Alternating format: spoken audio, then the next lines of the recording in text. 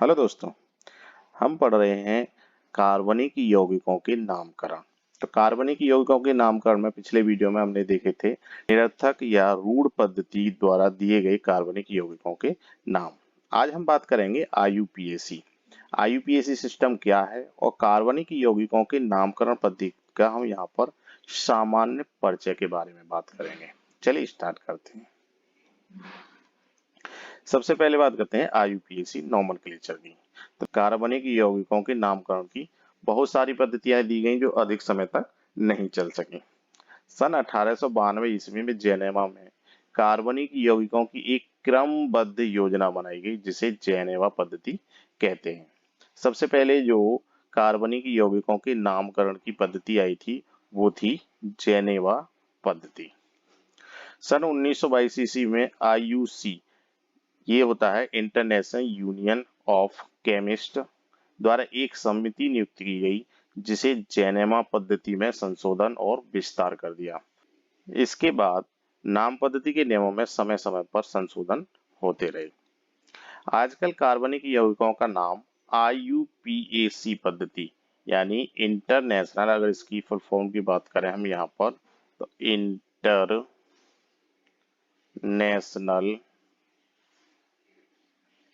Union of pure and applied chemistry, ये इसकी full form होती है। इसी के द्वारा सन 1969 में अनुमोदित और स्वीकृत नियमों के आधार पर कार्बनिक यौगिकों के नाम दिए जाते हैं। सबसे इम्पोर्टेंट बात यदि हम यहाँ पर करें तो ये पॉइंट सबसे इम्पोर्टेंट है कि आईयूपीएसी पद्धति इस धारणा पर आधारित है कि हाइड्रोकार्बन, जो भी हाइड्रोकार्बन होते हैं, जनक यौगिक हैं। यानी जिस कार्बनिक यौगिक का हम नामकरण करते हैं उसमें हाइड्रोकार्बन को जनक कार्बन माना गया है। अन्य जितने भी यौगिक हैं, जितने भी कंपाउंड्स हैं, उनको हाइड्रोकार्बन का डेरिवेटिव्स या व्युत्पन्न माना गया है।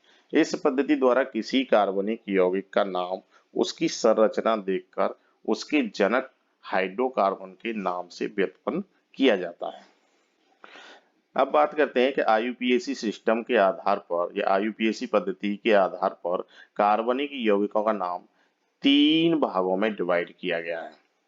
3 भाग कौन कौन से हैं वो, अगर हम यहाँ बात करें तो सबसे पहला है वर्ड रूट, दूसरा सफिक्स, तीसरा प्रीफिक्स। यानी किसी भी कार्बनिक यौगिक का आईयूपीएसी नाम रखते हैं हम तो उसमें 3 चीजें होती हैं।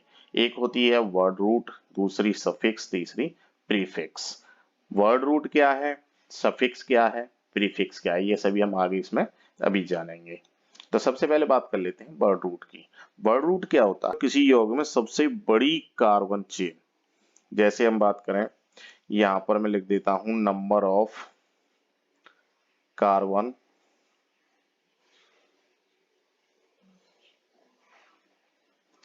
और यहां पर मैं लिख देता हूं उनके नेम 3, 4, 5, 6। इस तरीके से यदि कार्बन की श्रृंखला में कार्बन परमाणु की संख्या 1 है, 2 है, 3 है, 4 है, 5 है, 6, तो क्या बोलेंगे, इसको बोलते हैं मैथ, इसको एथ, इसको प्रॉप, इसको ब्यूट, इसको पेंट, इसको हेक्स। इस तरीके से इनके जो वर्ड रूट हैं वो इसी आधार पर दिए जाते हैं। जो मेन श्रृंखला है कार्बन की, जो सबसे बड़ी चेन हम चुनते हैं जब आईयूपीएसी नाम करते हैं, उसके नियम भी बताएंगे अभी। तो जो सबसे ज्यादा हम कार्बन श्रृंखला चुनते हैं, सबसे ज्यादा लंबी कार्बन की जो श्रृंखला होती है उसको नाम देते हैं इस आधार पर। इसके बाद आते हैं सफिक्स। सफिक्स क्या होते हैं, सफिक्स भी 2 तरह के होते हैं। अगर हम पहली बात करें प्राइमरी सफिक्स, प्राइमरी सफिक्स कौन से होते हैं, यानी कार्बन कार्बन के बीच बॉन्ड को बताते हैं।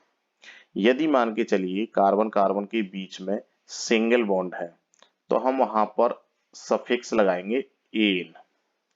यदि कार्बन कार्बन के बीच में डबल बॉन्ड है तो वहां पर लगाएंगे ईन।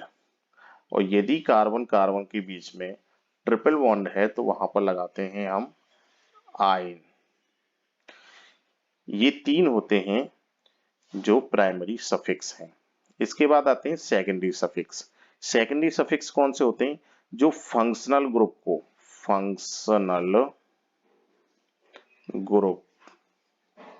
फंक्शनल ग्रुप को शो करते हैं, उन्हें कहते हैं सेकेंडरी सफिक्स। जैसे सिंगल बॉन्ड OH है, सिंगल बॉन्ड CHO है, सिंगल बॉन्ड COOH है।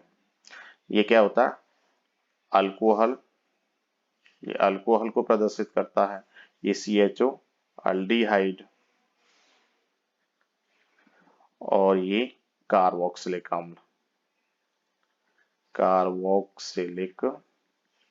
एसिड।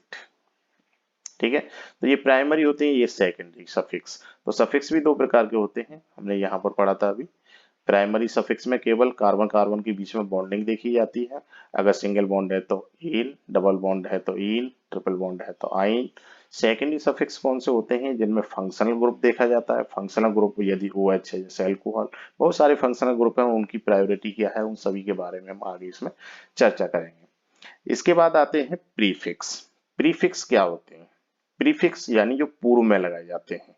पूर्व में किससे? जो जनक श्रृंखला। जनक श्रृंखला कौन सी थी? जो कार्बन की संख्या 1, 2 कार्बन, 3 कार्बन, 4 कार्बन, इस तरीके से थी। और एक कार्बन पर कौन? मैथ, 2 पर एथ, 3 पर प्रॉप, 4 पर ब्यूट। अब देखिए यहां पर हमने अभी पढ़ा था, यदि एल्केन की बारे में बात करेंगे हम, तो जो एल्केन है, अभी हम पीछे यहाँ पर बात करें, यहाँ पर देखिए एक सिंगल बॉन्ड, सिंगल में क्या है? यहाँ पर एन है। तो यहाँ पर अगर हम 2 कार्बन की बात करते हैं, कार्बन की संख्या कितनी है? C बराबर 2 है। तो 2 कार्बन के लिए क्या आता है? एथ, और यहाँ लगाना क्या है हमको? एन, क्योंकि सिंगल बॉन्ड है, तो एथेन हो गया। अगर 3 संख्या हो तो प्रोपेन हो जाएगा, प्रोपेन। इसी प्रकार अगर हम यहाँ पर बात करते हैं, यहाँ पर अगर हम बात करते हैं, तो यहाँ C सिंगल बॉन्ड, C क्या है? डबल बॉन्ड है। अगर यहाँ पर कार्बन की संख्या 2 हो तो 2 किस में होता है? एथ, और क्या लगाना है इसमें? ईन, तो ये क्या हो जाएगा? एथीन। 3 हो तो प्रोपीन। ठीक है, ऐसे ही इसमें लगाएंगे। यदि C बराबर 2 हो तो यहाँ पर C के बीच में ट्रिपल बॉन्ड है, और ट्रिपल बॉन्ड में कार्बन की संख्या यदि 2 है तो यहाँ पर क्या लगाए थे? आयन। तो हमारी जनक श्रृंखला क्या है? एथ ion, ethyne, prop ion, propyne. ठीक है, इस तरीके से तो प्राइमरी सफिक्स के द्वारा नाम दिए जाते हैं। और सेकेंडरी सफिक्स क्या होते हैं? जैसे OH है, OH के लिए लगाते हैं ऑल। तो यहाँ पर अगर मैं एक लिख देता हूँ कि CH3OH, इस तरीके का कोई कंपाउंड है जिसका पुराना नाम है मेथिल एल्कोहल, लेकिन हमें IUPAC नाम लिखना है इसका, तो यहाँ OH के लिए लगाते हैं ऑल। एक कार्बन है तो मैथ, C सिंगल बॉन्ड में आ रही है यहाँ पर, तो मैथेन, और plus all, methanol.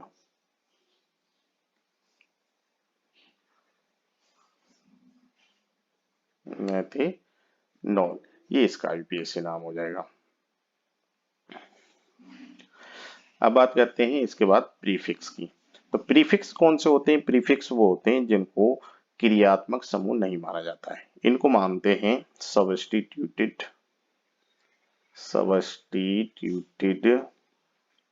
Group, Hindi बोलते हैं प्रतिस्थापी समूह। ये जो प्रतिस्थापी समूह होते हैं, इनको प्रीफिक्स के रूप में लगाते हैं। जैसे single bond NO2, single bond Cl, single bond Br, जितने भी हेलोजन हैं, single bond NO, single bond OR, ये भी उसी में आ जाता है। तो ये सभी क्या है? प्रीफिक्स वाले हैं। देखिए यहाँ पर अगर हम एक एग्जांपल लें CH3NO2 का, तो इसका पुराना नाम है मेथिल नाइट्राइट, लेकिन IUPAC नाम क्या हो जाएगा इसका? IUPAC नाम। अभी IUPAC नाम किस तरीके से रखते हैं इसके बारे में हम आगे डिटेल में पढ़ेंगे, उसके बारे में सभी नियम्स पढ़ेंगे अलग अलग तरीके से। तो यहाँ पर यही इतना देख लीजिए कि इसका नाम कैसे रखेंगे, नाइट्रो, और एक कार्बन है तो मीथेन, नाइट्रो मीथेन। अब मीथेन क्या है, जनक श्रृंखला है, कार्बन कार्बन सिंगल बॉन्ड वाली है, तो मैथ प्लस एन जनक श्रृंखला हो गई ये मीथेन। इसमें क्या लगा हुआ है, प्राइमरी सफिक्स लगा है। यहाँ अगर देखिए बात करते हैं तो ये क्या है, प्रीफिक्स लगा हुआ है। प्रीफिक्स क्या है इसमें, नाइट्रो, इतना प्रीफिक्स है। मैथ क्या लगा हुआ है, हाइड्रोकार्बन है, हाइड्रोकार्बन है, जिसको जनक श्रृंखला भी बोलते हैं, या बोल सकते हैं वर्ड रूट। और एन क्या है इसमें, प्राइमरी सफिक्स है। तो यहाँ पर आज हमने IUPAC से संबंधित बेसिक जानकारी जानी है।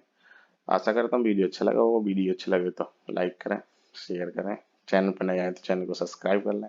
मिलते हैं अगले वीडियो में, तब तक के लिए गुड बाय।